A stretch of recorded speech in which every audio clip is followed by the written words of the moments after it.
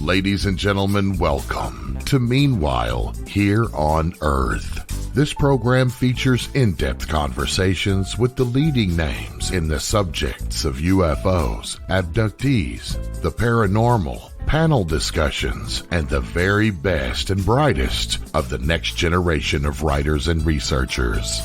Meanwhile Here on Earth, the show breaking new ground in alternative talk with your intrepid host, veteran investigative writer and researcher, Peter Robbins. Meanwhile, here on Earth.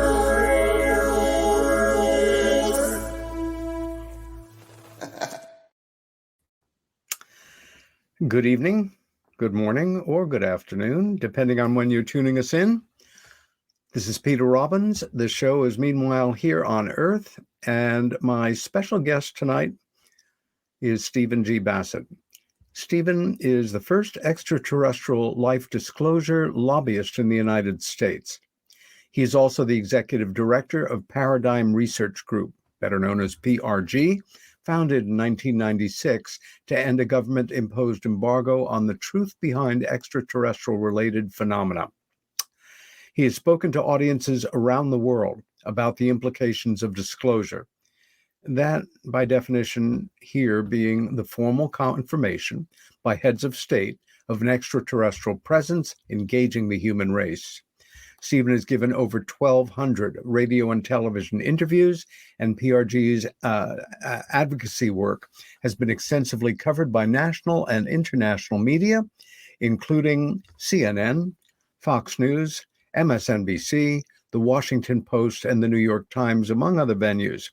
Bassett has appeared in many documentary films, and his lectures and interviews are well represented on YouTube. In 2013, PRG organized a citizens' hearing on disclosure at the National Press Club in Washington. In November of 2014, PRG launched a 2-year political initiatives out of Washington, D.C. that injected the ET issue into the 2016 election. PRG recently launched a new exopolitical podcast out of Washington, D.C., The Disclosure Wire, based in the National Press Building 2 blocks from the White House. Steve's involvement with ET political activism began in 1996 when he worked as a volunteer for Harvard Medical School's Pulitzer Prize-winning biographer professor John Mack's program for extraordinary experience research. Bassett is registered as Washington, D.C.'s first D.C. lobbyist, covering that, here. And between 2004 and 2010, PRG produced 6 X-conference, that's what they were called, as an exopolitical conferences in the Washington, D.C. metro area. The first 5 were held at the Hilton Hotel in Gettysburg, Maryland. The 6th conference was held at the National Press Club in Washington. From November 5th, 2014 through December 31st, 2016, PRG conducted a political initiative targeting presidential candidate Hillary Clinton. The purpose of the initiative was to put media pressure on Secretary Clinton to publicly address her connection and the connection of her husband, President Clinton, and her campaign manager, John Podesta, to the extraterrestrial presence. This connection goes back to the Rockefeller Initiative, 1993-6, launched by Lawrence Rockefeller, engaging the Clinton administration to release all government-held UFO files and grant amnesty to witnesses who might come forward with relevant information, something which is more prophetic every day at this point. The main website is paradigmresearchgroup.org. And Stephen Bassett, it's a pleasure to have you back on Meanwhile Here on Earth. How goes it today? It goes fine. I want to correct something, Peter. I need to update that bio for you. The Disclosure Wire podcast really never got formally underway. I started up as the pandemic literally was starting. Things got a little strange. What ultimately has happened is that I temporarily shut down my operation at the National Press Club. I intend to get back very soon. And for most of the last 2 years, I have been in California, and I have been engaging, how would you say, people in the film industry, the big one, the one with the, does all the big stuff, right? And to try to see to what extent they could be brought into this issue in an increasingly substantive way. I mean, there is some of that going on, but much more could happen. And it's been an interesting 2 years. The film industry is a very complex field, filled with very complex people. And I really should have done this back when I was in my 30s. But nevertheless, soon I'm going to be able to announce that a media project is going to be launched. It's modest, but it is with attached to a major studio, and will have the highest production values. And we're going to build from that. And I know of a couple other projects in the works. Hollywood will Very be exciting. Yeah, it will get it because there's money to be made. Okay. I should have also double checked. That is definitely an out of print bio. Let's get right to it, Steve. 1 week ago, on June 5th, a relatively, in terms of world media, lesser known information website, and a damn good one too, called The Debrief, published a piece that really has gone around the world repeatedly since it happened. And I'm going to read just the opening lines of the article itself, written by Ralph Blumenthal and Leslie Kean, two of the most distinguished journalists in America, and probably the two best known and most respected regarding the subject of UFOs and their implications. Quote, a former intelligence official turned whistleblower has given Congress and the intelligence community inspector general extensive classified information about deeply covert programs that he says possess retrieved, intact, and partially intact craft of non-human origin, end quote. Now, you and I know that over the decades, we have had any number of people come forward and allege, accurately or sometimes not, that they have been part of some classified government program which involves the repression of exotic technology and, how can I say, the cutting edge information about the subject of UFOs that is often considered sensationalistic. However, the reception that this news release has gotten is somewhat different, actually quite different than many others. And I think it has to do as much with the information, if not more, as it does with the credibility and the respect for the two journalists who have signed off on it. What's your initial take on this, Steve? Well, let's see. The truth embargo is now in its 76th year. It's a long time. Over those 76 years, huge amount of work was done. Witnesses came forward, just like now. Not just like now, but similar to now. But when the truth embargo reigned supreme, it didn't matter who you were. It's that simple. It just didn't matter. You weren't going to get the attention you wanted. You're not going to get the media coverage. You're not going to be acknowledged by the government and so forth. You just did the best you could. Edgar Mitchell in 2008, after he spoke at my X conference, was part of the post-conference press conference at the National Press Club. And he stood up there and said, there's an extraterrestrial presence here, right? Gordon Cooper said it. Back in 2016, Robert Bigelow said it. There have been witnesses that have come forward on Area 51. Just about every aspect of this. But the truth embargo was in full flower, and that was that. Frustrating. And of course, given the fact that the truth embargo was well in place, the people that came forward, it didn't make their life any better. Okay? They were victims of the truth embargo, as we all are. Yes. And what can you do? Activism is that way. You step forward into it, and depending upon where the the historical curve is. You may have a really rough time. You may have an easy time. This is true of every major activist movement. The difference now is this. The truth embargo's days are almost over. The final weeks and months, as I recently have created a nice, wonderful, I created a Twitter hashtag that I can actually call mine. Nobody else came up with this. This is my hashtag. Let's make that clear. It's called Months Not Years, because I had too many people telling me it's years away, 10 years, 20 years. My God, we'll never see it in our lifetime, blah, blah, blah, blah. And so I said, no, it's not. And I put up hashtag Months Not Years. I'm very proud of that, but I have a surprise for you later. It starts in 2017 with the emergence of the 10 individuals involved in that organization to the Stars Academy of Arts and Sciences. They all had national security backgrounds, military intelligence complex backgrounds, including civilian contractor. Yeah.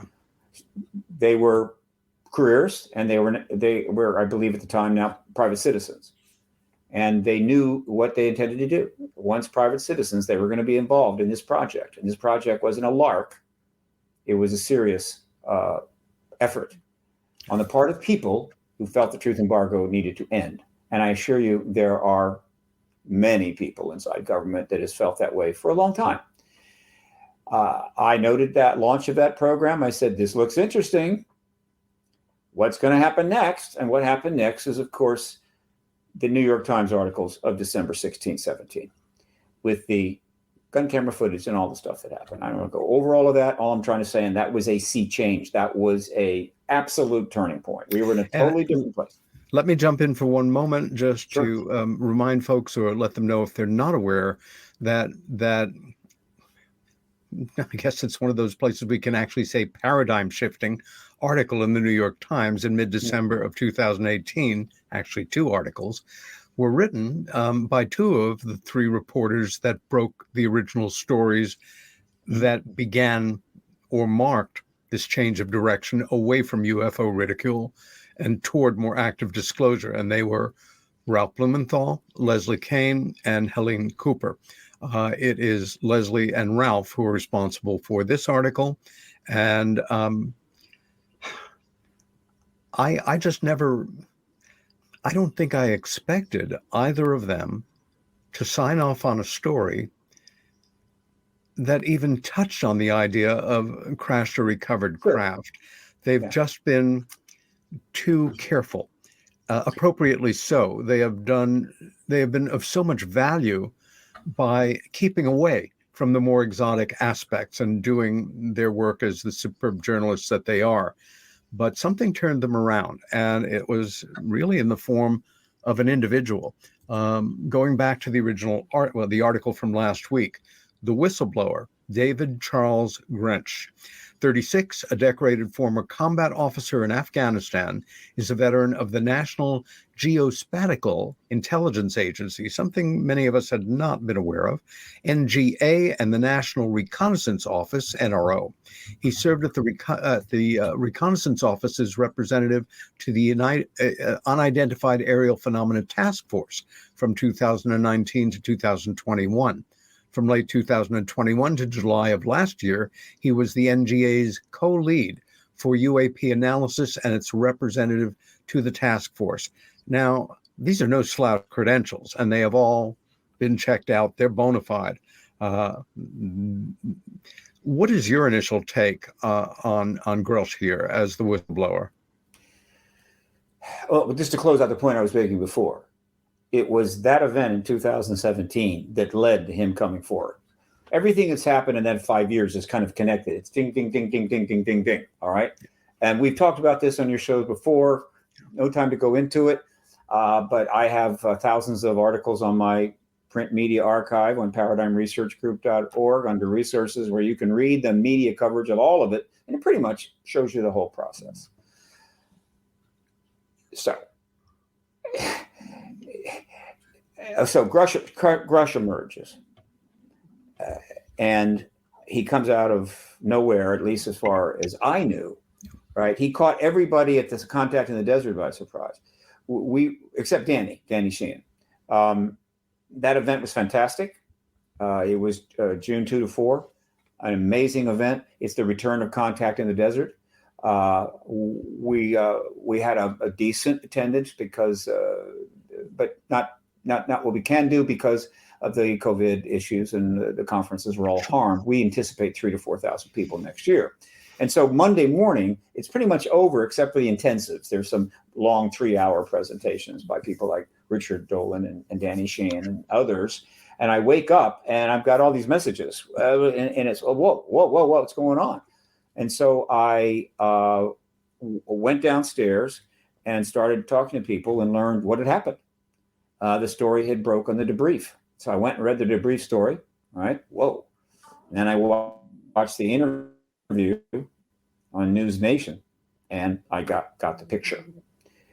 This is a bit of a milestone event. There have been a number since 2017. This is a milestone event of a type. It is. And it has enormous implications and impact. But how did it happen? Here's how it happened. First of all, there has been probably 2 or 3 times as much activity going on inside. And it was not in the public domain, not being covered, than we're actually seeing in the newspaper articles. Yeah. Witnesses are going here, witnesses are going there. There's interaction with some media. Of course, there's plenty going on in Congress and briefings and everything else. It's teeming with activity.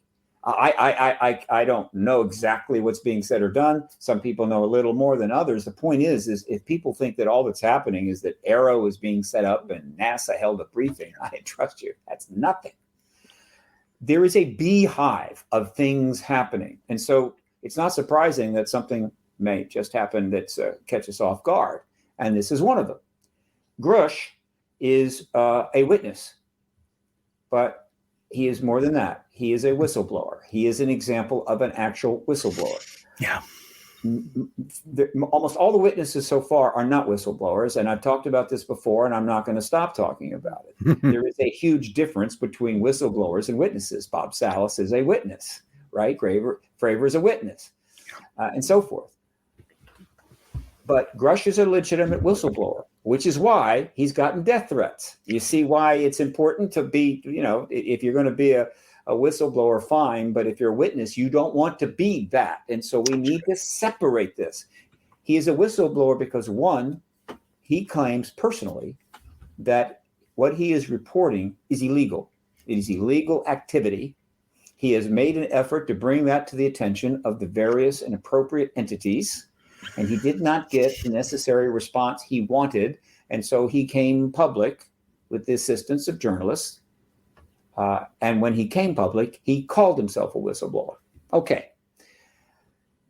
I don't know the specific timeline, but some time ago, a year and a half, 2 years ago, because he had been discussing during this extraordinary time, this new era that we're in, and I think after the initial legislation that Rubio put in, the 2020 bill, his understanding and knowledge about, quote, re-engineering of crashed vehicles and dead bodies, okay, internally. And he started getting grief. Apparently, some felt that he shouldn't have said anything to anybody, and they started giving him a hard time. He became concerned enough that he went to an IG office. I believe it was the Pentagon's IG, could have been the intelligence community IG, either one. He went there and said, I'm filing a whistleblower complaint, which he did. And one of the most important initial points of credibility for those that feel that we've got to have a massive amount of evidence confirming the person's credibility, right, before we're even going to consider him, right?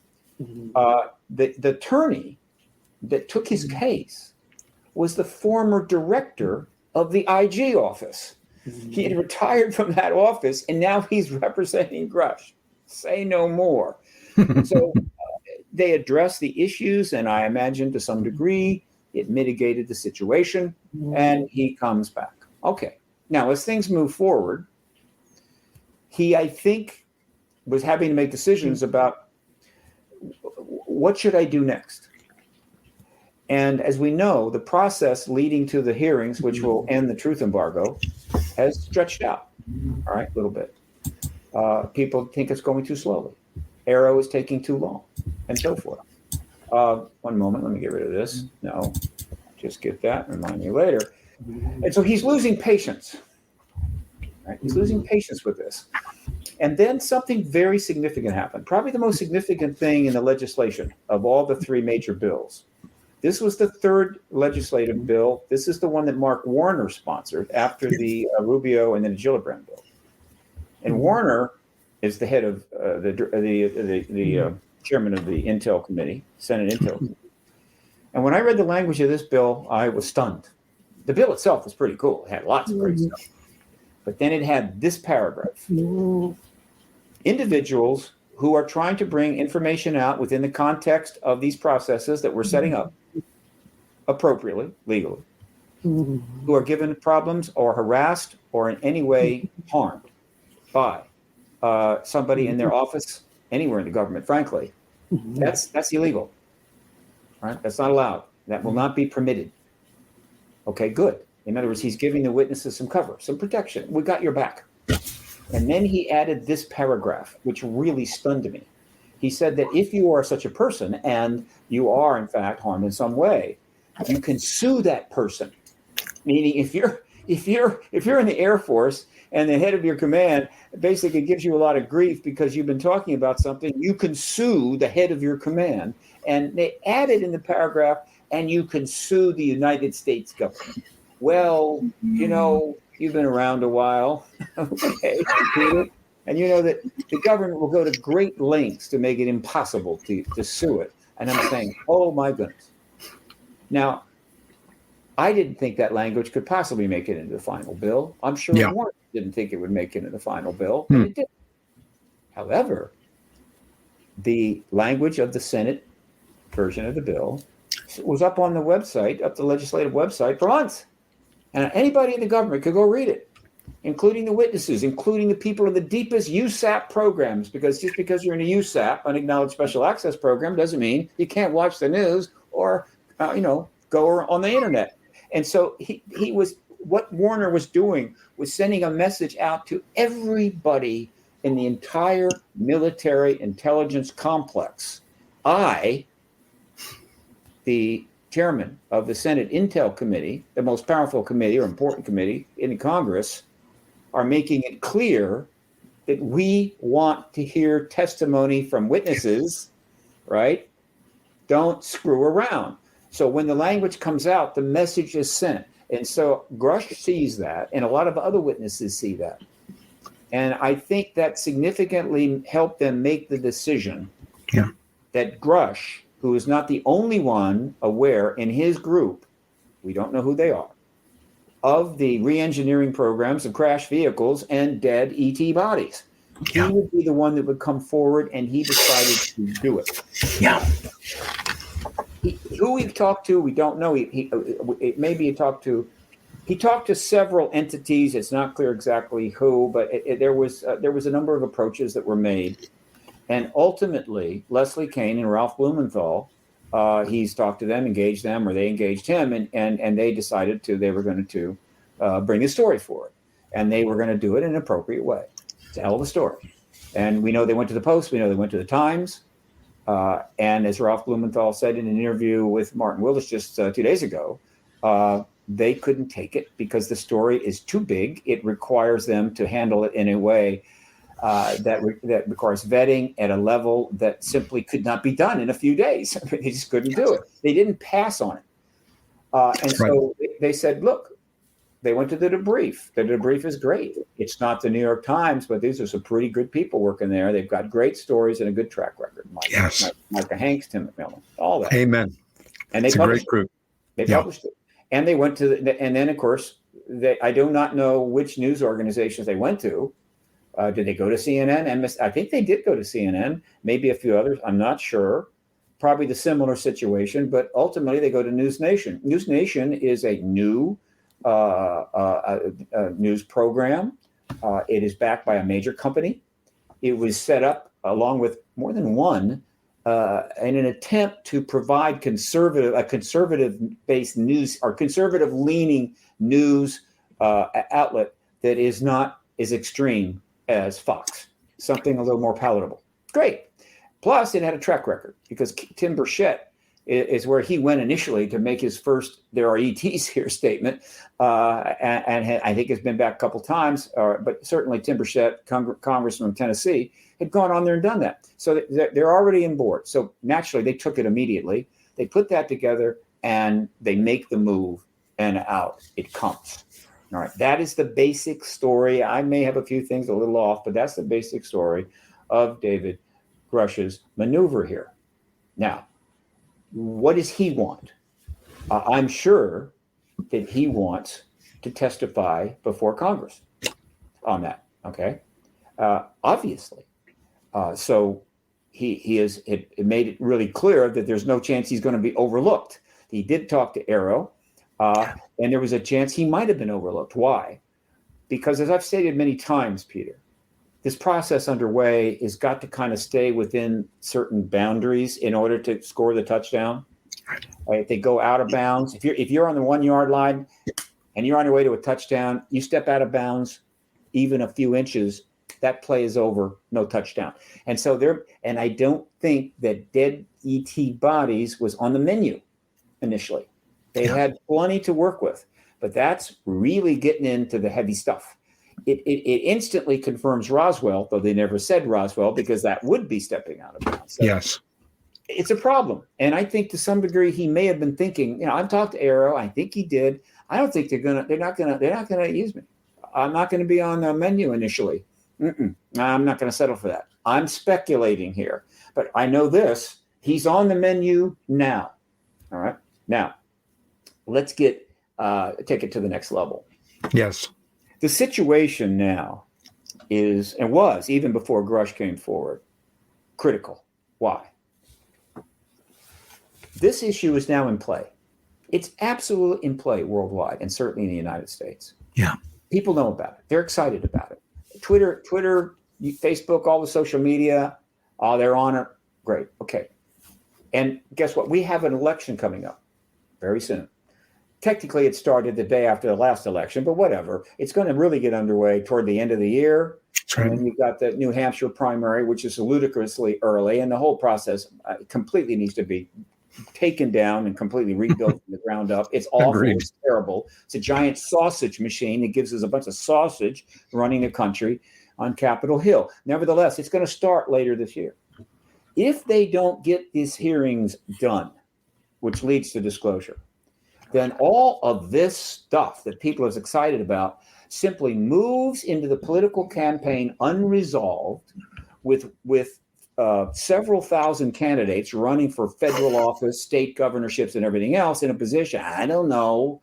I mean, they haven't said, they're not defined. I don't know. I mean, I know nothing. It's just a mess. They can't even speak to it. And so it's just going to be, it's just going to be embarrassing.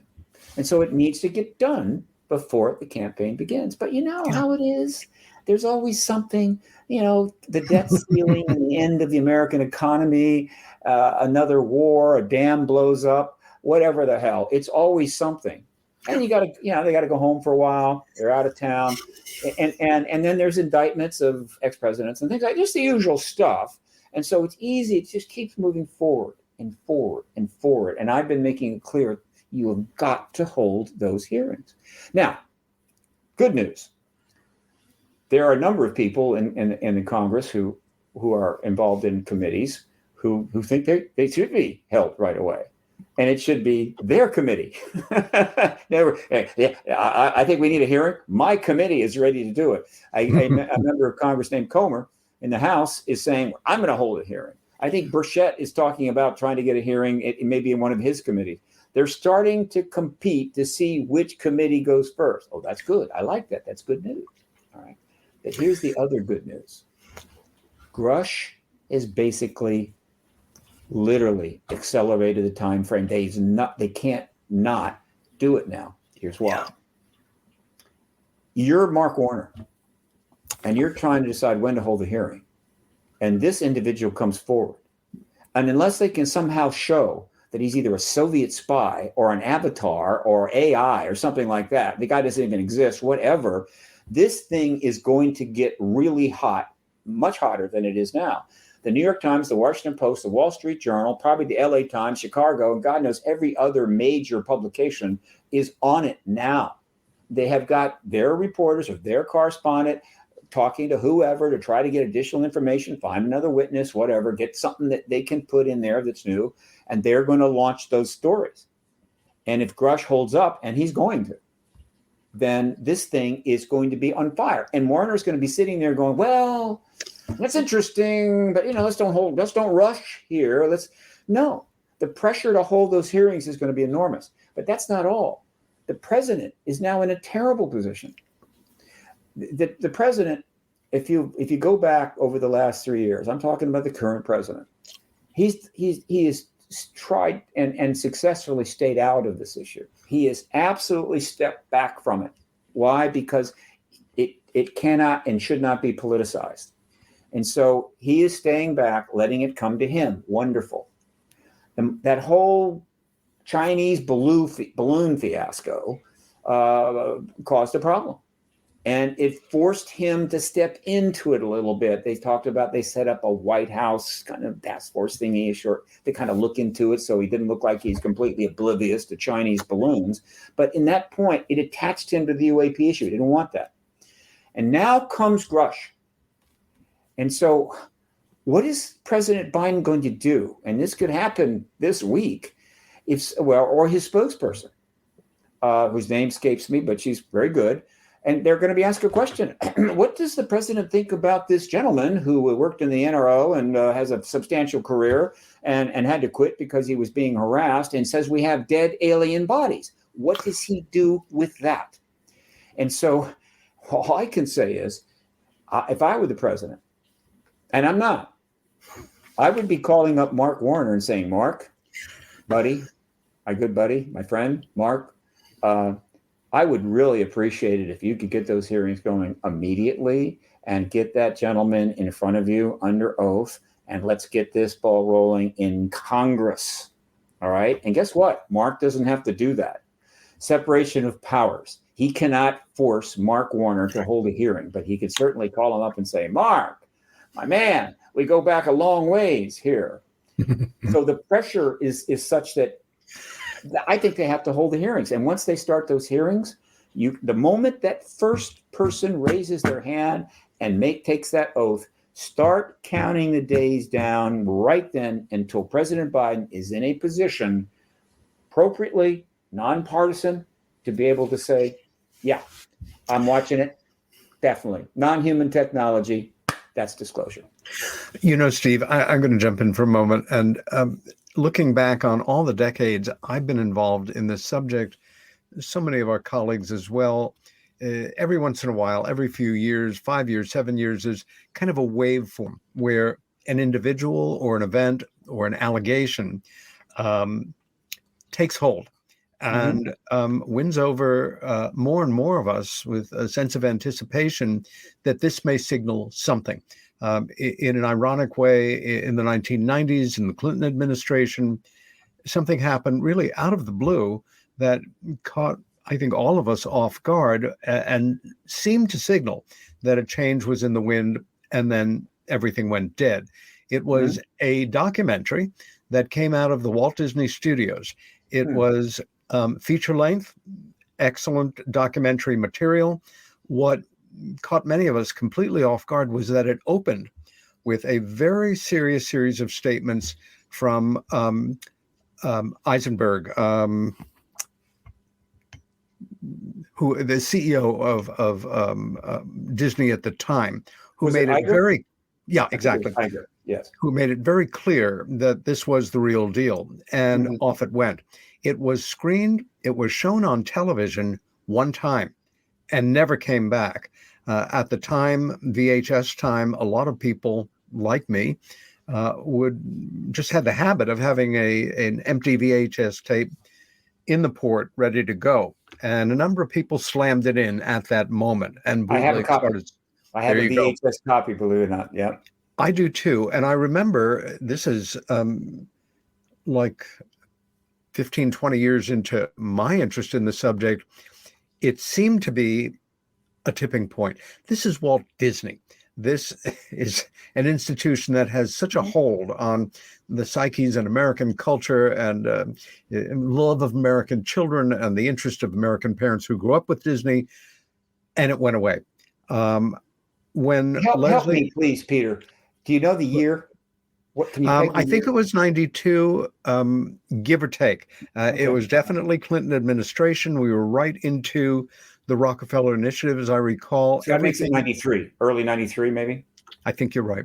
Everything seemed poised, and then it went away. In retrospect, all I could think after having watched the documentary several times was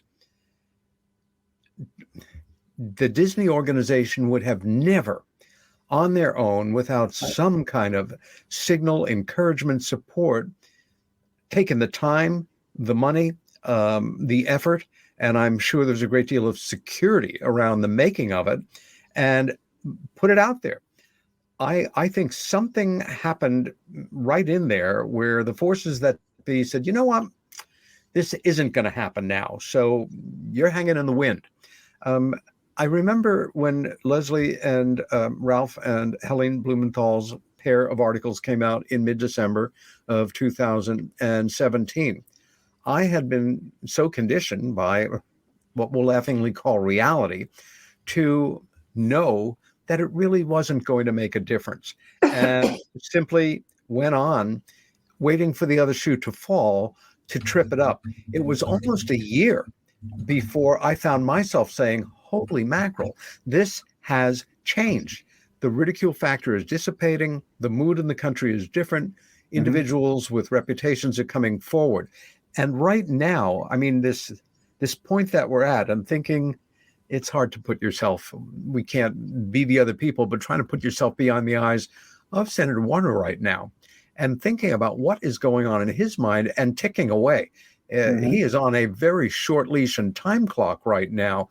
I think so. Maybe he doesn't, but I hope he does. I guess time will tell. Let me give you some context on that, Peter. We've had some opportunities to be in the post-disclosure world. The very first one came in 1940, basically 8. President Truman could have made the decision.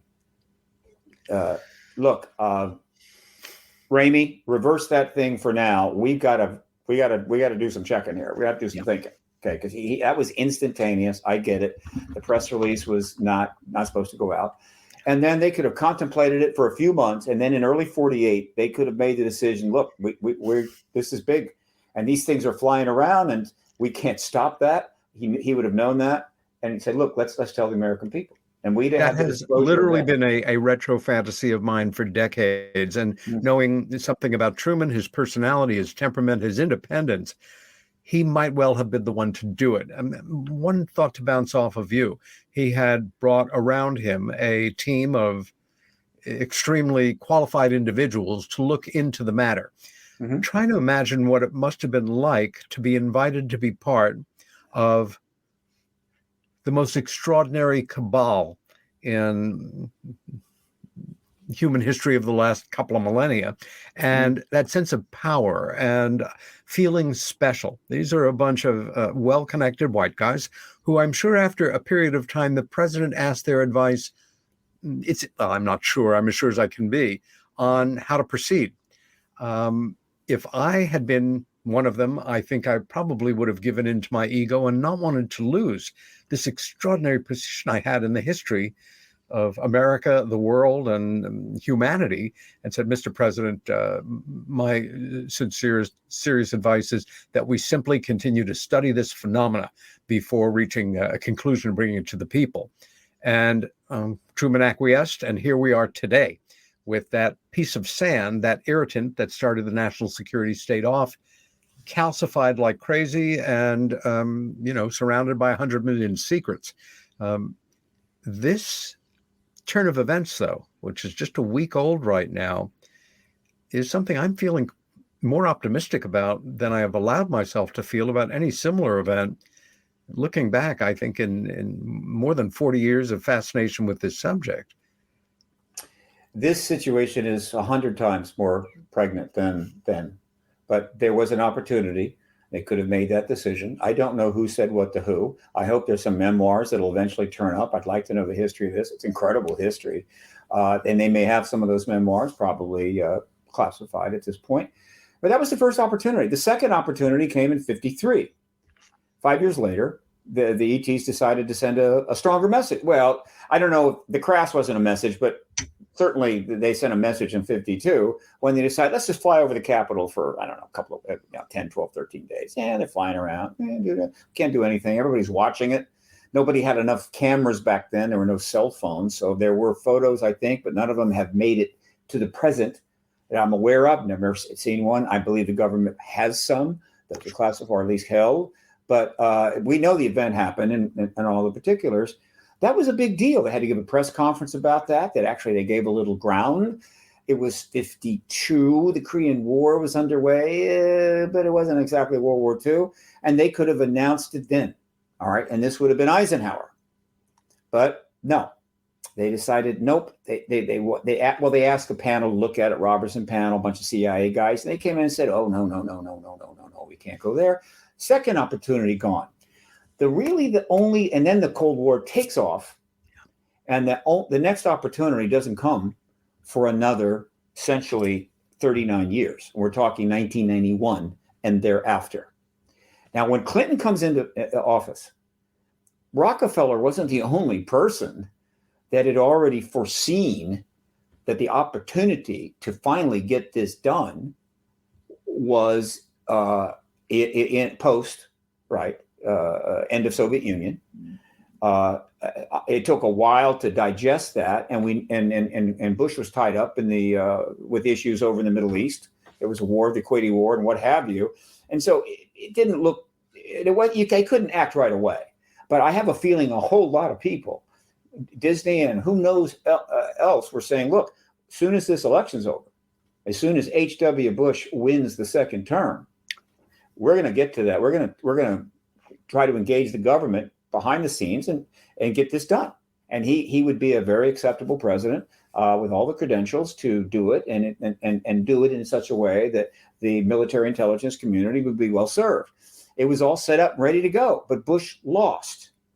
All right. Disney still published that film. I think Disney was thinking the same thing that Rockefeller was, and they put that film out. Or that show out. Rockefeller went to the Clinton administration and started the Rockefeller Initiative. There were probably a few other things out there along these lines. And the opportunity was there, but the president was the wrong one. And so essentially the military intelligence community, to the extent that anyone there leaning that way, were shut down. Because look, yeah, it's probably the right thing to do, but not with this president. No way. We do not like this man. We don't want him to be president. He beat our George H.W. Bush, and we will never forgive him for that. And so that opportunity was lost. And now it's taken 30 more years, well, actually 25, before things got going again. And now this time it's going to happen. The situation now is way, way beyond anything we have been in. It's not in the same league. We are literally on the precipice. One of the most extraordinary changes has been, well, a short half a dozen years ago, even certainly 10 years ago, the subject of UFOs, truly anomalous UFOs, and their implications for humanity was generally classified as an outsider subject. It was not something that if you were interested in, you shared that interest with anybody. The chance of being made fun of being perceived as somebody who might be less than ethical, a total mystic, somebody who was looking for attention or mentally in some way dealing with some issue, had been so ingrained into the Western mindset that even presidential candidates would back away from having taken the subject seriously.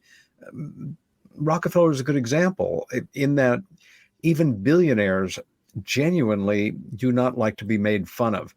the late Sandra Wright, who was quietly working with him, and one of the most decent people I've ever met, Marie Galbraith, at the time Right. the wife of our ambassador to France and the daughter-in-law of the great economist, were working with Rockefeller ultimately to put out the best evidence publication for members of Congress. Sure. And then I'm sure you remember when the New York Observer, the weekly, had that huge political cartoon below the masthead, above the fold, like full tabloid of Lawrence and Marie running through downtown Washington, holding raincoats over their head, looking terrified, as dozens of little aliens in the sky were, making fun of them out of their flying saucers. No that kidding. Was it for Lawrence. He Have you had got had a it. copy of that? Can you get me that graphic? I want I that. don't know if I have it. I will All right, dig let's go find it it. out. It is. I don't know if it was David Levine, but it was one of those cartoonists who was just absolutely at the top of their form. But I knew Lawrence a little bit through his philanthropy to the theater company that I worked with, and because, and I'll just say it now, even though I could have never talked about it back then, we shared the same psychotherapist for a period of time. And when Dr. Baker passed, Lawrence, I had tremendous admiration for going into therapy, so to say, at that point in his life. He moved to a therapist that Baker had trained. And I'm not ever sure if I ever laid this out in live radio, but at one point, she was a friend of mine, and I received a phone call from her, literally hitting the floor saying, I have never made a call like this to somebody who is a layperson. I don't expect to do it again, but I don't know who else to turn to. I have a patient who has become extremely interested to the point of obsession about this subject of UFOs, which she took seriously, thankfully. And I am concerned because he is a man of some substance that sooner or later, some more unscrupulous individuals are going to influence him and mislead him. And can you take the time to put together what amounts to a dossier? I know you've got a great file of authentic, declassified documents relating to this, 50 or 60 documents, put them in a nice binder, chronologically, write a good cover letter, and deliver them to his office. I'm intrigued, and I say, who is it? And she says, strictly between you and I, it is Lawrence Rockefeller. Well, of course, I was galvanized, and I did just that over the next few days. Barbara had said, I will cover, copying costs. And the next thing I know, I check in with her, and she says, you have an appointment. Be at the office at such and such a time on such a day. What you will do is you will go into 30 Rock and you will walk to the back of the elevators, and there is a private elevator that will take you to his office. His office was on the very top floor of 30 Rock. And I'm looking sharp. I'm ready for one of the great adventures of my life. I've got this all packed up nicely in a manila envelope. Elevator goes up, the door opens. What do I see? I won't forget it. A room with a desk. I think probably authentic French provincial. Behind it, a woman of a certain age, hair in a chignon type French hairdo. I don't know much about fashion, but I think she was wearing a really nice vintage Chanel suit. No pictures on the wall, but behind her, two doors. The one on the left closed, the one on the right opened. I could see a window, and I knew if I had had permission to walk in and through that office and look down, I'd be looking down into the area where they skate during the winter and have the restaurants during the summer. And the floor, black and white marble checkerboard. In the right-hand corner, a marble bust about a foot off the floor, fluted. On it, a full-size white marble bust of John D. Sr. I'm going into an altered state here. And she looks at me and she nods and smiles. And then I see moving from the right, a distinguished gentleman about 6 feet tall, perhaps Jamaican, complected, a wearing a sports jacket with Rockefeller Center logo on it. And he looked at me and he said, "Mr. Robbins?" And I said, "Yes." And he looked at it and he said, "I'll take that." It's like, oh, no, that's not, no. Thank you. And down I went. I spoke to his therapist the next day. She said he very much appreciated it. He's really not interested in discussing it with you. And shortly thereafter, he became a public person in the work. So what's the time frame on this event when you met him? This would have been, I think, 92. I'm one of those people who even now do not keep my appointments in my phone. I have appointments books going back decades. And if pressed, I'm sure I could find the appointment and the exact day and time that I was supposed to be there. If anybody wanted to look at me cross-eyed, they could pay for an analysis of the ink and then accuse me of being at 30 Rock for some other reason that afternoon. But I think it was 92. I think it was several months. Was President, you would have remembered if President Clinton was in office yet, right? He was. He was? As I recall. If he was in office, it wasn't 92. It would have had to have been 93. Well. Early 93? I don't remember. But okay. I can the look reason it up. I'm saying this is that Rockefeller makes his approach to the Clinton administration on March, I think, 23rd, when his lawyer, Henry Diamond, sends a fax to the Office of Science and Technology Policy saying, my boss, Lawrence Rockefeller, wants to engage the president on this issue. And so I'm speculating that your dossier may have played a role in the final decision to send that fax. I don't think it's out of the question given the circumstances, and I'm not doing this to tout myself. It's just the way it happened. So I think I believe Henry Diamond died not too long ago. Of course, Sandy's gone. So I think but Marie may still be alive. I don't know. Oh, I hope so. But let me tell you, the Rockefeller Initiative was far more substantive than people know, even the ones that have maybe read Grant's book. And have followed my coverage of it. It was substantive. There was a lot of significant people involved. And I want to elaborate on this because, I can just go off on tangents, but that planted a seed into a very powerful political family, I guess you could say. All right. And that seed remains even to this day. And so in that sense, he did something significant, even though it never really went anywhere and so forth. But the response of the government, of the Department of Defense and the Air Force to Clinton's effort to follow suit on what Rockefeller wanted, definitely had an impact on him and notably his wife and his top aide, Podesta. And so essentially that affected history in a big way. But we did not get, no, by the way, and I have two Lawrence stories very quickly. All right. You got yours. By the way, is that the first time you've ever told that story? It's the first time I've ever told it in a broadcast format. I've certainly shared it with a few people privately, but Lawrence is gone. His therapist is gone. And so, well, that's a good story. I can't match that, but I got two ones. Okay. First of all, I am going to cut you off, not now, but shortly. So these are quick. If you want to hold those, we have like 3-ish minutes left to. No, these are short. Okay, go for it. I obviously became aware of the Rockefeller Initiative after I got involved. When I got involved in January of 1996, I didn't know anything about it. Sometime in 1996, it sort of got to my attention. It might have been from Grant Cameron somehow. It basically wrapped up in October of 96. It was done leading into the next election.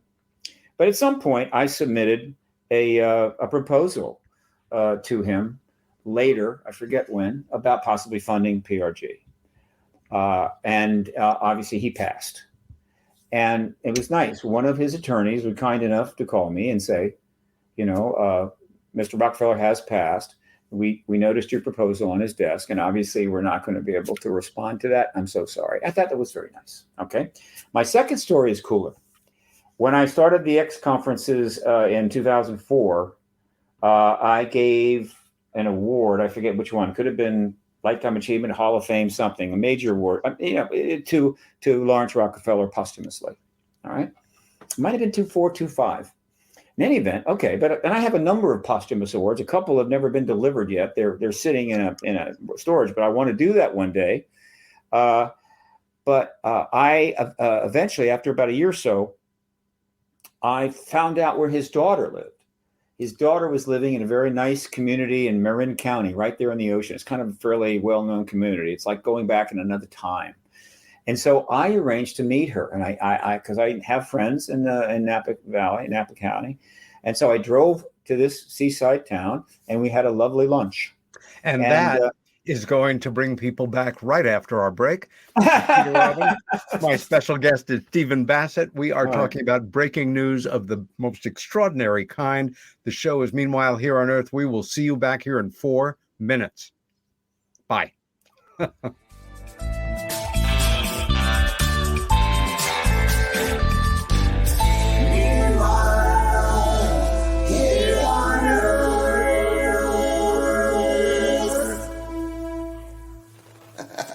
Hey members, the new KGRA DB app is now available on iOS and Android devices. Gain on-demand access to any KGRA DB programming. Download any show directly to your mobile device to listen or watch on the go. Go to the App Store and search KGRA DB.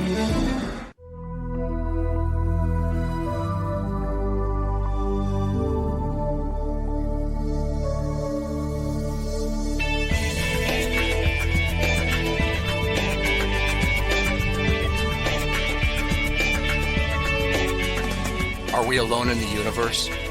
The most important question facing humanity is on the verge of being settled once and for all. The Mutual UFO Network has been at the forefront of this journey for nearly 50 years.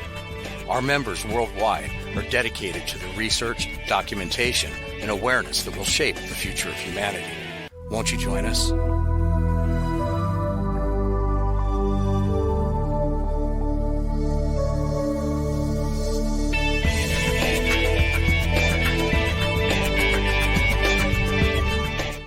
It's not just a donation. It's a warm blanket. It's a bottle of clean water. It's a roof and a bed.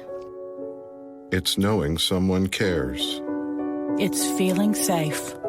It's a today that's better than yesterday. Every dollar you can spare helps so much more than you can imagine. Please, donate now to help people affected by Hurricane Ian. Your support is urgently needed. Discover the Observation Deck, a one-of-a-kind virtual event platform that takes video conferencing to the next level by using avatars to navigate a campus. There's so many areas and activities to choose from. There's a 1,000-seat auditorium, an expo hall, a nightclub, and even a beach. So come attend a conference, take a class, or hear a lecture on the incredible Observation Deck campus. Go to theobservationdk.com. You're listening to the KGRA Digital Broadcasting Network. We provide unparalleled coverage of trending news in the world of ufology, cryptozoology, and paranormal phenomenon. Whether you're watching our video live stream or listening to one of our audio programs, you are getting the best from world-renowned researchers and hosts, guiding you through topics the mainstream won't touch. Miss one of your favorite programs? No problem. Head over to the members area at kgradb.com for access to our massive library of award-winning content. Make contact, stay connected, only at kgradb.com.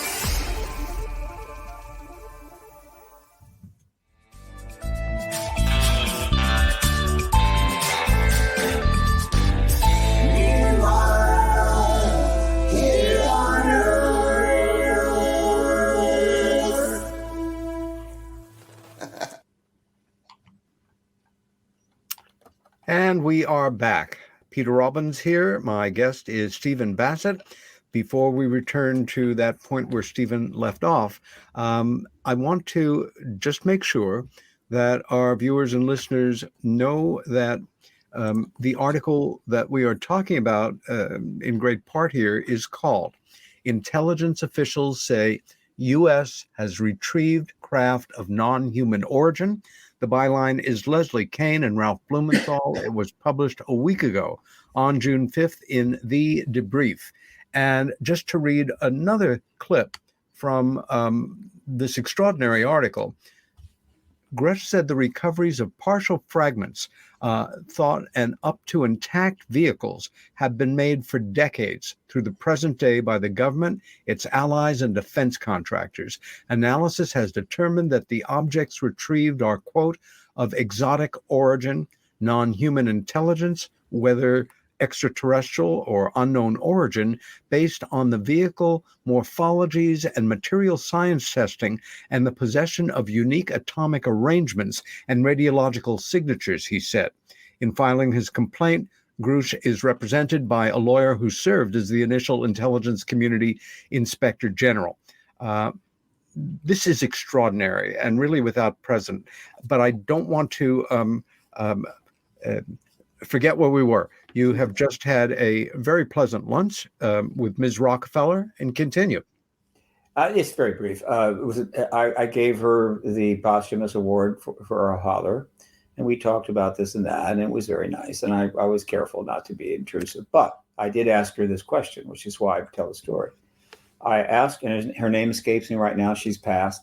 But I said, what did the family think about Rockefeller's effort with respect to this issue? And she said, the family was not supportive, but I was. All right. I always remember that moment. And we parted and I went my separate ways. Again, I hope the story of his effort comes due.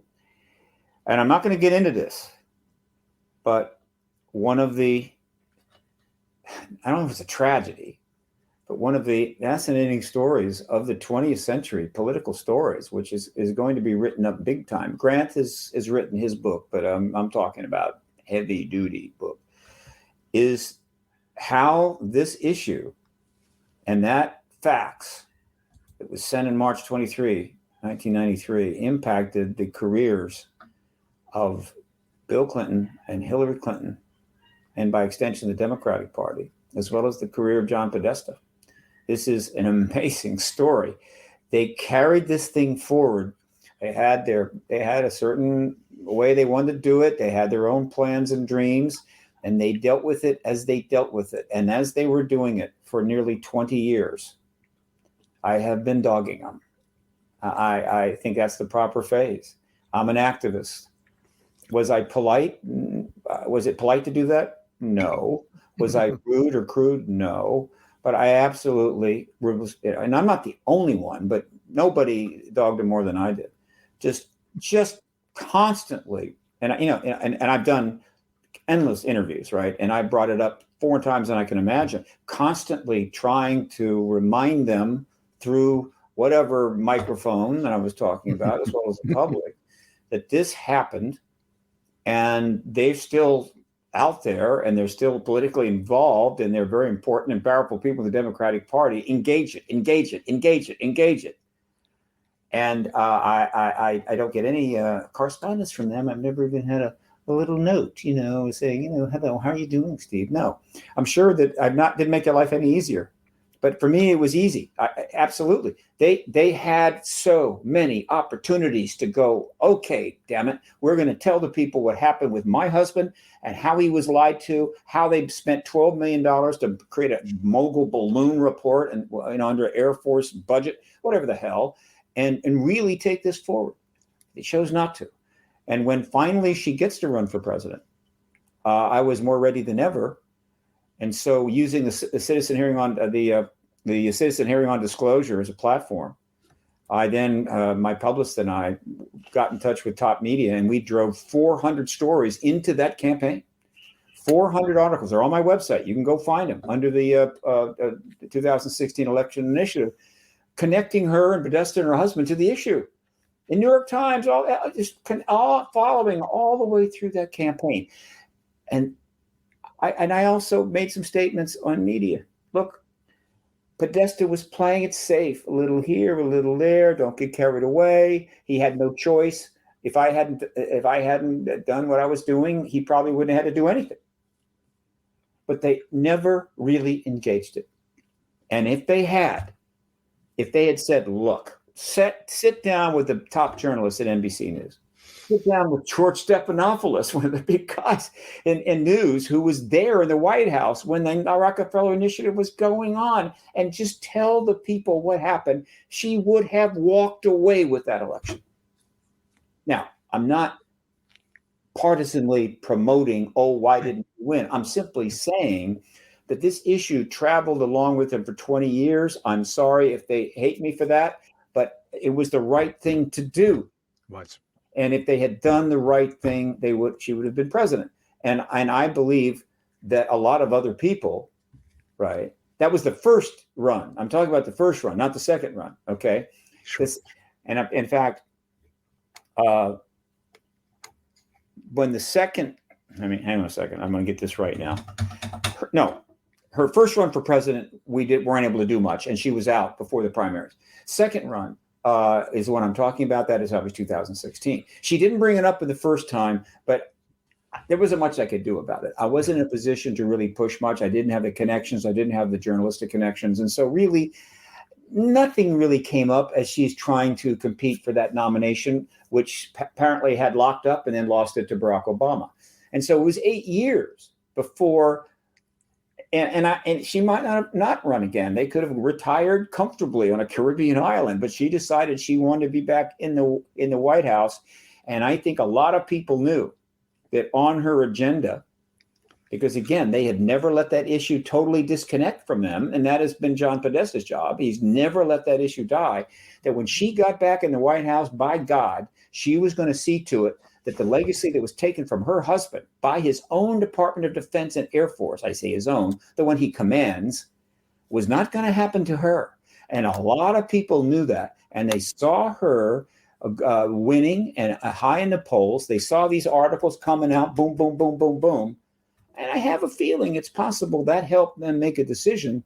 We're going to take direct action ourselves and come forward, not necessarily to get her elected, because they didn't come forward early enough for that. Sure. But rather, we're going to be there to help ensure and be part of this process when, once elected, she ends the truth embargo. And of course, that all blew sky high when she lost. So there's a history here that I don't have the resources to get into, but I'm hoping there's some history. And Best Claus, are you listening? There's some unbelievable history here that is got to be written up someday. Yes, that will be a book worth reading. At this moment, a thought that I kind of let slide before. Well, we're at a time right now where more and more people care less and less what other people think about their views on the subject of truly anomalous UFOs and their implications. Yeah. And there is an increasing groundswell, which I think is naturally leading toward a tipping point, during which we will have a much more receptive population to such major breaks of news as we expect to come down the pike at some point. More and more elected officials who would have never dared associate their name with the subject are now realizing this is important, and as important as anything, even, dare I say, environmental crisis. The implications for humanity are that extraordinary. Mm-hmm. I'm not asking you to make a prediction, but can you give us an idea of a scenario or scenarios that you feel may be coming at us over the next 3 to 6 months based on the gravity that this stone is starting to roll down the hill with? Mm-hmm. Well, since you ask, I'm so glad. I have started a new hashtag trend on Twitter. Okay. And I invite people to use it, right? That's how you things tied together on Twitter. I love Twitter, by the way. I don't care what you think of Elon Musk. Twitter is very important. It's going to be fine, and it's going to be very significant in our lives going forward. My new hashtag is #weeks, not months. Okay? Right. Weeks, not months. As far as I'm concerned, it's simple. At this point, it's straightforward. Mark Warner has no choice but to call hearings immediately. If he doesn't, nothing good is going to come from it, right? First of all, the first thing that he has to consider is that Representative Comer and God knows who else is going to jump up is going to steal the thunder. They're going to hold the first hearing, right? Now, if I'm Mark Warner and my companions and associates on the most important committee in Congress, the Senate Intel Committee, which created the initial legislation in 2020, the second legislation of 2021, and the second in 2022, literally defining the process is underway and calling for the reports. And you've got witnesses that are going to change the world and probably be part of the most watched hearings in all of history.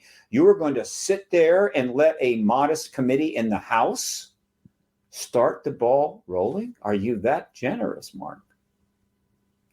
And I'm not being too flippant about this. Look, I have nothing against the House of Representatives. It's a very important house, and their committees do important work.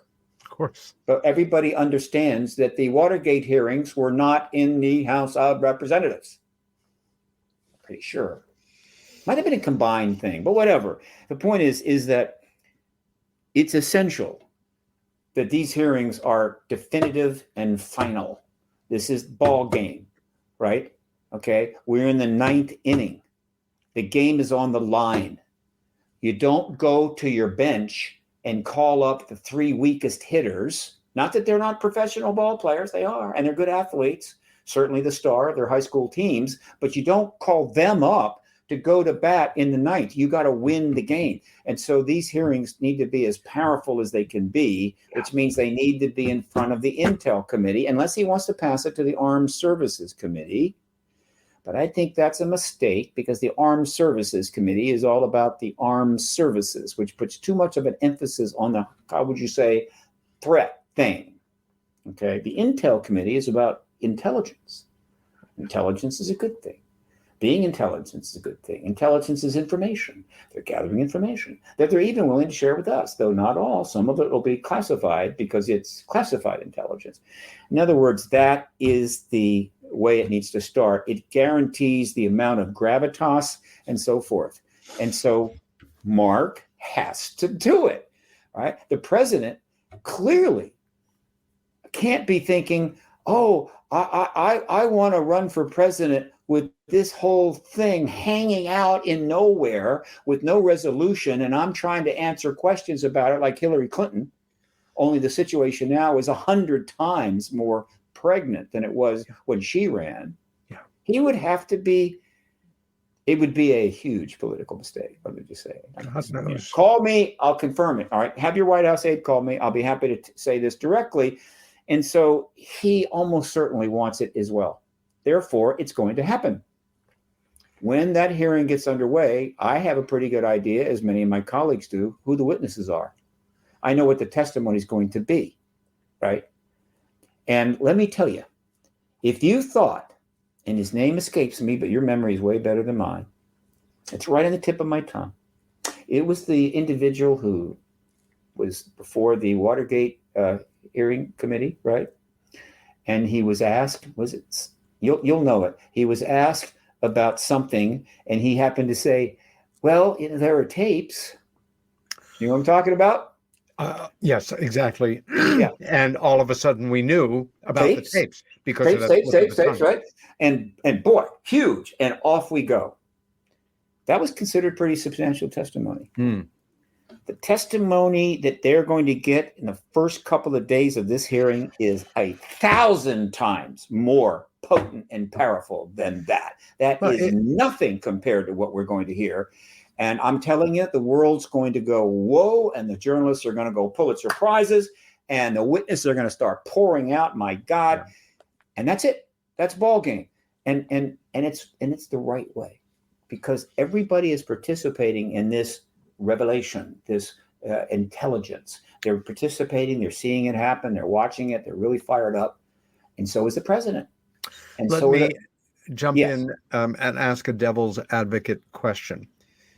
For more than 3/4 of a century, there has been a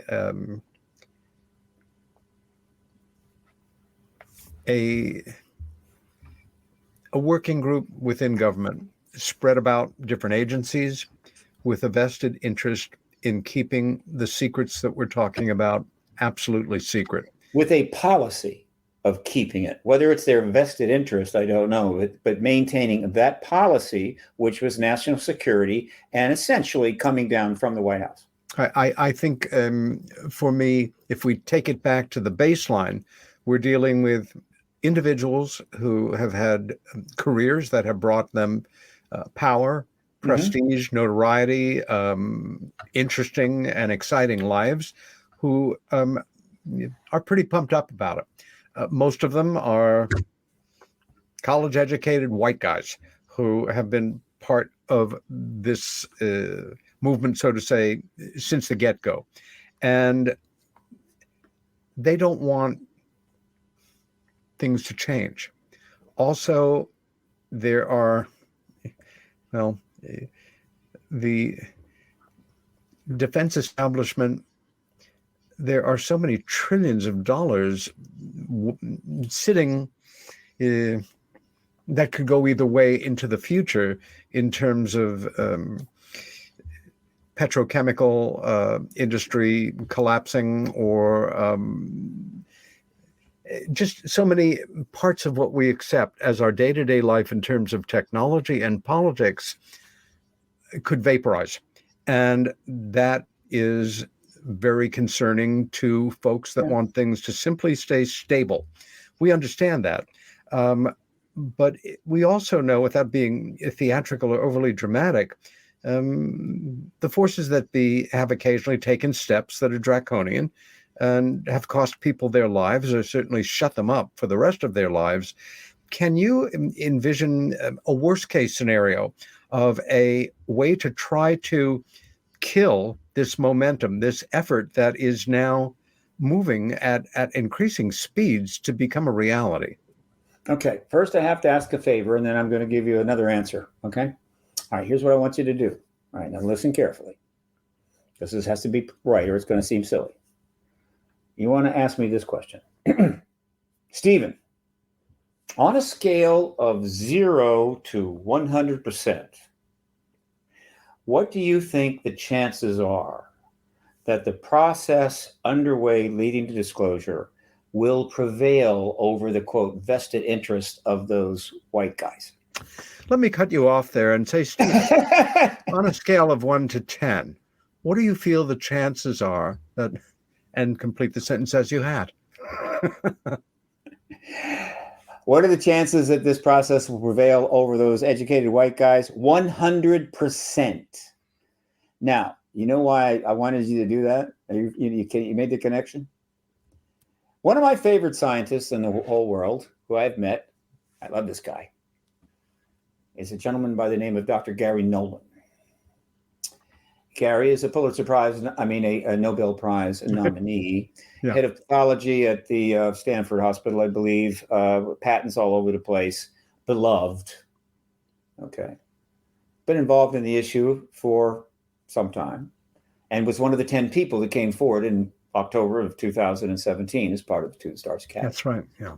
He is kind of laid back, but he has inserted himself more recently in getting interviews and what have you. And he recently, and whether he knew Grush was coming or not, I don't know, but it's very possible he did, because again, there's all kinds of stuff going on behind the scenes. But he went to an important convention or conference in New York. It wasn't about our subject. It's the Eye Connections Conference, right? And he's being interviewed by this very relatively young academic-looking fellow. And he asked him something along the lines of what we've been hearing all about this the UAP thing and so forth. I mean, do you think we're being visited by non-humans? Yes. Guys, what? He didn't quite expect that, I don't think. You could tell he didn't expect that answer. And so he gathers himself together. He says, Dr. Nolan, on a scale of 0 to 100, what is the percentage likelihood that we are, in fact, being engaged by extraterrestrials? 100%. Boom. Right? And let me tell you, that got picked up. That went around. All right. And then, of course, people are saying, well, obviously he'll be fired at Stanford, of course, and they'll retract that nomination that they gave him on the Nobel Prize. And he'll have to, I don't know, find another career, maybe fishing offshore out of San Diego or whatever the hell. Nothing. Science fiction. Absolutely nothing. And so, again, what I'm trying to say, Peter, is that this cake is baked. All right. All of the various reasons for why we need to keep it going, they're gone, or they're irrelevant. It's done. All right. And those out there who have vested interest in what happens in the post-disclosure world, and for some people it's, how can I keep making money at the almost obscene pace that I'm making it now, because I only have 3 yachts and 1 island and 1 private plane, but I'd like to have more yachts and 2 private planes, whatever. They can start planning now. All right. And I encourage people to do that. I mean, I would love to be advising some corporations for a modest fee on how to consider a post-disclosure world and what's coming. I never get calls back on that. That's all. There was this wonderful scene. It was one of the great scenes in one of the great movies of all time, a movie that changed my life, maybe not for the better. It's The Graduate. And Dustin Hoffman is in the kitchen with his father, and he's telling him about all his big plans. And I forget what her name was, Elaine or whatever the hell it was, how he's going to marry her and he's going to do this. And his father says, this cake doesn't seem to be baked. And Justin Hoffman looks at him. Oh, it's fully baked. It's fully baked. Okay, well, look. It's a wonderful film. I'm Dustin Hoffman, The Graduate. What was his name? Benjamin. This cake is fully baked. All we have to do is take it out of the oven. And the person that ultimately has to do that is Mark Warner. At this point, the person that should do it is Mark Warner. And then Mark Warner just needs to put the icing on it, put some candles on it, or maybe 1 candle, light it, and deliver it to the president, who will blow out the candle and say, Happy Disclosure Day. All right? So there you go. I've described it in absolutely the highest professional terms that I can. And CNN, call me. I'll be happy to do it on your show. You heard it here, folks. By the way, while I may have a better memory than you on certain things, one of our great listener viewers, William James Smith, has a better one than both of us. It was Alexander Butterfield, yes, who advisor put forward that information about the tapes, and that is how we knew about the Watergate tapes. And thank you, William, for that. Alexander Butterfield. I hope he's still with us. Yeah. I don't know. He probably isn't, but if he is, thank you. I'm sure he's going to enjoy the hearings to come, and he's going to be watching him going, who's going to be the Alexander Butterfield here? Who is it going to be, right? You know, who would have imagined? Yeah. Right now, Leslie Kean and Ralph Blumenthal are no doubt fielding questions and inquiries every day. I wanted to say that one of the things for me that made this expose article different than any UFO-related expose article I have ever read in my life not only has to do with the timing and the quality of the information, but the 2 journalists who have signed off on it. I often will describe myself, if asked, besides being a broadcaster, author, lecturer, I'm an investigative writer. Great, I am, and do that on and off. What did I need to qualify for that title? Simply to call myself an investigative writer. And I think a lot of more casual listeners, viewers, readers, they don't really appreciate that journalists, qualified professional journalists, Ralph, for example, being a graduate of Columbia University School of Journalism, he's a Pulitzer Prize winner, that much more important to them than making a lot of money or certainly a good living, but making their main goal money is not what they're about, or they would never have become journalists. Because they don't make a lot of money. For these two individuals who have been so careful about never associating themselves with any exotic aspect of the UFO story in any public forum, whatever their personal feelings are and beliefs are their own. But neither of them has ever even remotely gone on record as they have with this. And for me, that says that they did the due diligence, they spent the time, and they researched and investigated to the point where they could sign off on these articles knowing they had done their best job, that everything that they were saying was true. That is a huge milestone in this subject in terms of the level of the game of the people reporting it. And I think that's one of the things that makes this so important, what's going on right now. If it had been anybody else, bless their hearts, with less credibility or, again, not... Ralph was a reporter for the New York Times for 50 years and has continued to write for them since. Leslie, of course, has written for many of the greatest publications in America, and neither one of them have ever been, to the best of my knowledge, called on the carpet as reporting anything inaccurate. Well, they're not, he's retired and she's independent, so there's no carpet to be called on. But remember, from 2017 on, they'd had 5 years. Lord knows who they're talking to or what they're doing. But I do know that she's written some articles since then over this period, and so is Ralph Blumenthal. And I mean, no disrespect to Micah Hanks or Tim McMillan, Brian Bender, a lot of the other people that are writing about this, but there needs to be a Pulitzer Prize here, and it needs to go to Leslie Kean and Ralph Blumenthal, period. They don't get a Pulitzer Prize. I think there's going to be blowback, right? I'm going to get on it because, I mean, come on. What do you got to do, right? What kind of a story you got to break? And so, yeah, I hope that happens, and I hope that I get to go to the ceremony where they if they do that. I think it's ceremonies. I think they do. Whatever. I'd like to go to the ceremony where they are getting that award. This is great journalism, but plenty of other journalists have had an opportunity. I had some exchanges back around 2000, and I'm going to go, I don't know, I could check my records. It's kind of like I think it was maybe mid to late 2020, might have been early 21. And Ashley Parker, who I admire very much, I mean, she's a great journalist, and she is the White House bureau chief for the Washington Post, a very important person.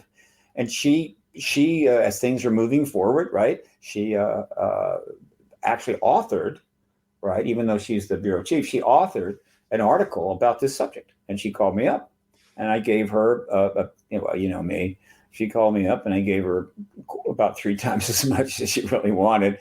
But she closed out her article with a quote from me, which is one that I really appreciated. So I got back in touch with her, and I made a really concerted effort to look. And again, we're talking 2021, I think. It's might have been 20. I try to, and I've done this before, but this was probably a much more personal, intense effort to try to convey to her the biggest story of all time is coming. It's unfolding. It doesn't get bigger than this, right? No, it really doesn't. And I'm not a journalist. I'm an activist. I don't have any. I'm not here. I'm in the National Press Building, just up the street. And I said, look, if you could let me come in and talk to some of the editors. Let me come in and talk to some of the reporters. I can give them perspective on this, right? I could help them make decisions. No, absolutely not. Thank you. Yeah. So thanks. No, not really needed that. And so then they didn't write about it for a while. There's been some stories, some coverage. There's been some stuff, but the Washington. Believe me, I started hitting the Washington Post all the way back in 1997. It was my paper. I love the Washington Post. I read it constantly. It's great. And the funnies. I love the funnies. So it was my paper, right? And so I was, and obviously I'm registered as a lobbyist, and they're the one that launched my career when they saw the registration and came out and gave me a nice interview, put it in the big front page of the business section, which is almost as good as in fact, it's better than the front page, because there's no way I could have gotten a photo that big on the front page. Business section, the Washington Post, and off I go. I'm legitimized, and so I'm trying to get stuff into the Post and get stuff in the Post. Yeah. And there was one, and I've got the facts in my file. It's back in storage in Washington. God, I got to get my office back there in the press building. I got to raise $3,000 to do it, but whatever. It was Von Driel, I think, and I think he was the editor. Might have been the editor of the style section. But there was something that was written, and I sent a fax in to him about something, right? Meaning something was going on, and I wanted to see if he wanted to cover that. And I got a fax back from him, and it was very short. He said, "Mr. Bassett, was very interesting." And I'm paraphrasing here. Very interesting what you brought to our attention and so forth. I'll tell you, if you can come into our offices and bring an alien with you, we'll consider having a chat. Right now, I've got that puppy, and I intend to use it at the right time. Okay, he's still around. I think now he's still playing at Reuter, but that is, Ben Bradley. I went after Ben Bradley. Boy, I don't know. I forget what happened there, but nothing good came from it. I've tried. I did everything I could to get the Washington Post on top of the story. I knew, particularly given the Clinton connection. Okay. Because the Clintons were close to the Post people, right? Including Katharine Graham. Obviously, it's a left-leaning, publication, but it's a fine paper. And I tried and tried and tried. I couldn't do it. I would have loved to seen the Washington Post break this story wide open. Oh, gosh. It would have literally sent it into the stratosphere. Seismic. The New York Times would have been sitting there going, "We missed it. How did we miss it?" Right? I did my best, Post. What can I say? I subscribe to them online now, and I get all their articles. But I have no regrets there. I don't know what else I could have done except go down and, I don't know, start picketing them and stand out in front of the offices with a sign or something like that. And this is not just a Post. One of the great books that needs to be written is what were the forces, what were the factors that contributed to extremely intelligent, professional, educated journalists who aren't in it for the money. They're in it for the news. And nothing is more in the news. And of course, the ultimate acknowledgement is the Pulitzer Prize. Yeah. What is it that they just couldn't do a story about what was flying over their head? Right? How much stuff had to be shoved in their door before they're going, this is new. What were they under a constant sort of understanding that the military intelligence community would be severe if they did that? Was somebody going to get killed? I mean, they did that. They did the Pentagon Papers, and they thought the damn thing would bankrupt them. They thought they'd be destroyed. Yeah. Were they in fear of something far worse than that? Is it ignorance? Was it loyalty, patriotism that they honestly felt that covering this story would somehow destroy the country somehow? I don't know, but I would like to know, right? It's a great story, and somebody's going to write it. Somebody's going to do that history, because we can't have this happen again. Steve, do you think it's fair to say that with the breaking of this story, again, in a modest but respectable and well thought of venue like the Debrief, that there are individuals, whether assigned or self-assigned, at the Washington Post, at the New York Times, at the major broadcast venues, with the other national dailies, who are watching this story develop every day, because they know while the story has broken, it's it's broken in a way that it's being set up to really break at some point in the future. And that is something I'm sure that they want to be in on, and that there are chess pieces being moved around right now of we need to be much more prepared to validate this material or check it out or confirm it at high speed, because when this breaks, the major venues that have the courage and the imagination and the resources to have their names attached to it, it will be a seismic jump for us. Well, this is another aspect of David Grush. Grush, I believe it's Grush, pronounced like Bush, Grush, that is non-trivial and is a good thing. Okay, so the Post and the Times can't go with it. They don't have enough time. All right, it's fine. And so, okay, Leslie and Ralph could have just gone off and said, well, let's just sit on it for a while and give them a little time and we'll wait for it to happen or whatever. However, and in which case the Post and the Times might have sent some of their correspondence out to try to make some contacts and what have you. And they would have tried to be polite and reasonable and so forth. But when Grush goes, when Leslie and Ralph go to the debrief, and the debrief pops it, and by the way, debrief's readership is going up a lot. Okay, I'm pretty sure about that. As well it should. They've earned it. And so he comes out, and it's there, it's out. What that does is it gives the Post and the New York Times now license to get really serious.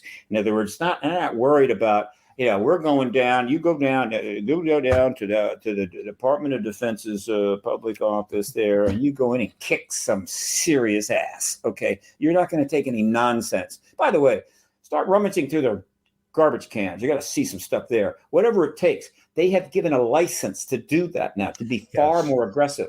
And as a result, because of Rush, the New York Times and the Washington Post may come up with some good stuff, right? Because if they can come up with some equally compelling stuff, new, we didn't know, maybe some witnesses, oh my God, kind of stuff, they might get a Pulitzer Prize. In which case, they had better send David Grush several cases of the finest champagne, one from each paper, because I think he helped make that happen. He unleashed them. Yes.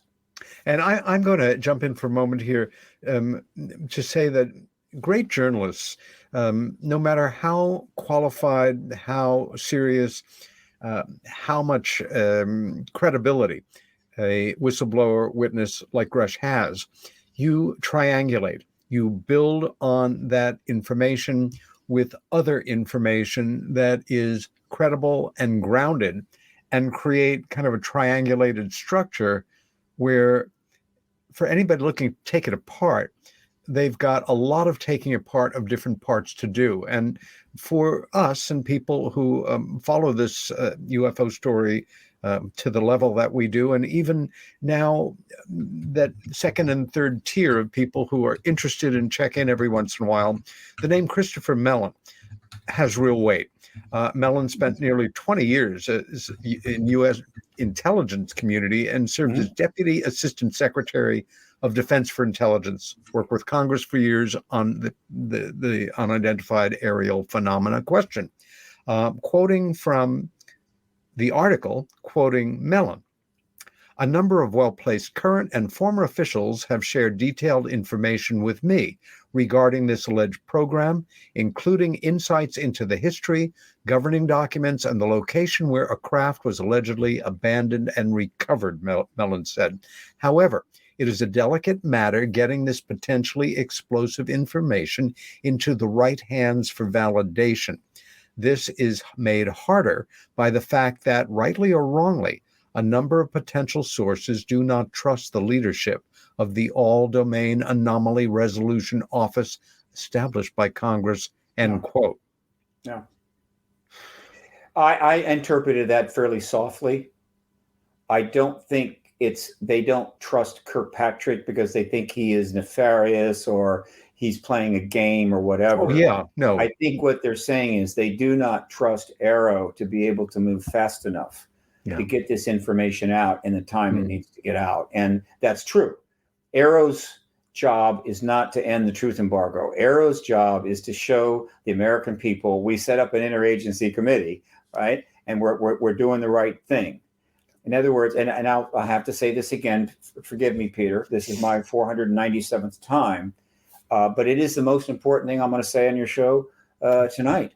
The lottery tickets and the number of no, that's not it. Everything that you were seeing, the legislation that was put in, the creation of AARO, or before that, the UAP task force, all right? The hearings that are being set up, the reports from the engagement of the issue by our fine space agency, NASA, and statements from a quality human being, Bill Nelson, their recent briefing where they caught us up to speed on all the little things they're going to do about data this and data that and everything else. Everything you have been seeing that has come out related to government structuring and engaging this issue is nothing, zero to do with finding out what this phenomena is. Zero. Bupkis. Nothing. They already know. Lots of people know. Now, maybe a few people that are involved in the things they're setting up, like a member of Congress here or somebody that's on the interagency committee there, whatever. But in terms of the government, in terms of the DOD, the Air Force, the Navy, whatever, they already know. And you're saying, well, okay, then why are they doing this? If they already know, just tell us, right? It's time to end the embargo. Just tell us. Well, the reason is complicated, but it can be put simply this way. This truth embargo, nothing quite like it, I think, has ever happened in history. It's hard for me to imagine. I'm sure back in the old days, the pharaohs and the kings and whatever, they told the people whatever they wanted, and they didn't like it, they'd kill them. Right? I mean, it's just another time. People didn't even count. But in a modern society, a democratic constitutional republic with massive amounts of resources and journalism and everything else, they managed to maintain this fundamental lie for 76 years is phenomenal. I mean, it's an amazing accomplishment. And it required a great deal of bending, how would you say, the rules, the laws, the ethics, the morals, whatever. Now, Stephen Greer, in his press conference today, which was pretty significant, and I encourage people to watch it. It's still up on YouTube. It's a 2.5-hour press conference. He did two things. And a lot of people will probably not be surprised, but I think a lot of people don't know his history and what's going on. He did two things, which are interesting. One, he set the bar on one side. He set the bar representing, I think, the extreme position of just how evil our government has been, the laws they've broken, the awful things they've done related to this subject. Believe me, the government's done plenty of other evil things and other subjects, and we know that, and that's fine. But and just in terms of this subject, the UAP and everything connected to it, directly or indirectly, he has established that bar. Really awful, evil, violent, bad things. At the same time, he set a limit on the other side in terms of the ETs themselves. And his bar, his position there, is that the ETs are absolutely nonviolent, non-threatening, good, have our good intentions, and so forth. And that's about as far as you can go on both of these. And it's interesting. Virtually everybody else is in the middle somewhere, okay? In the middle with respect to the ETs and how wonderful they are, and with respect to the government, how evil it is and how many bad things they've done. And so I'm going to guess that the truth is in the middle somewhere, but he has set the bar. He's established that, and that's significant. All right. So that was a really good segue I made, but I lost my way. I'm trying to get back. Where was I before I started that segue? What did you ask me? You were talking about Stephen's press conference earlier today. Yeah, but just before that, I was trying to make a point. What was I trying to make a point about? Man, I've lost it. I'm getting old, Peter. You know that? No. I don't look old, but I am getting old. The numbers don't lie. I think I was trying to make the point that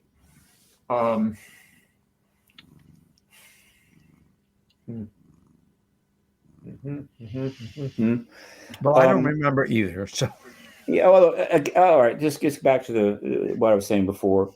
All logic and common sense, political sense, says they must launch the hearings immediately, unless they're out of town. Okay. And so I can find out. I mean, just go to your calendar and see when the Senate goes back in session next, if they're not in session now. Okay. Unless they're leaving town in a couple of days or something, they need to call these hearings immediately. They have the witnesses. They've been interviewed. The public is ready, on fire. We've now got this trigger thing that has taken it to another level, a level that's far more complicated and implicative. All right. It's not that huge numbers of people don't suspect we had to crash vehicles. Hell, we've been giving conferences and lectures on that forever. And the idea of crash vehicles has been out there forever. In fact, Roswell was a crash vehicle.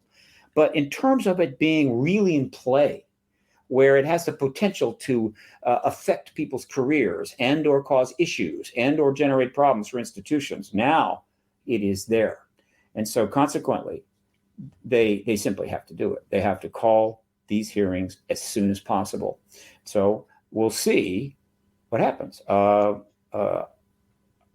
if they do, I will also say that in this last 5 years, one of the things that happened in this last 5 years, though I wasn't paying attention prior to 2017, but I think in the last 5 years, you had, I think, the bulk of what will be called the podcast revolution.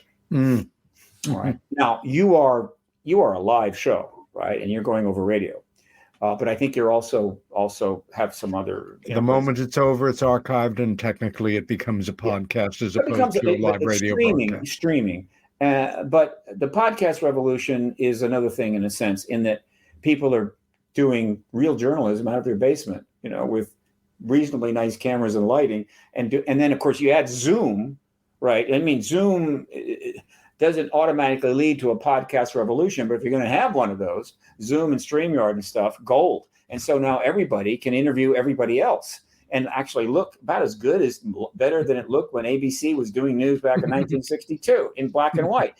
And so the podcast revolution has provided a almost infinite platform for anybody and everybody to get something out and get information out to the people in a personal way. And so guess what?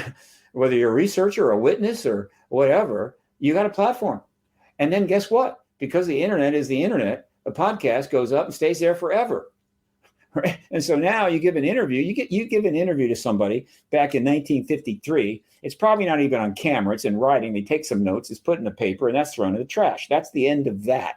If you get on ABC News, CBS News, which I did once, okay, and I was at a rally and they interviewed me, and I rushed back and I watched Cronkite's show, and I came up at the very end, and there I was, and I was very pleased. That then gets put into the vault. It may be somewhere. I believe that it's possible to sometimes go back and get something like that, but they want something like $5,000 to $10,000. That was then. Now, thousands and thousands of interviews of witnesses and researchers and activists are being done, and boom, maybe there only 1,000 people watch it. Then it goes up on the net forever. And now you can search YouTube and find it.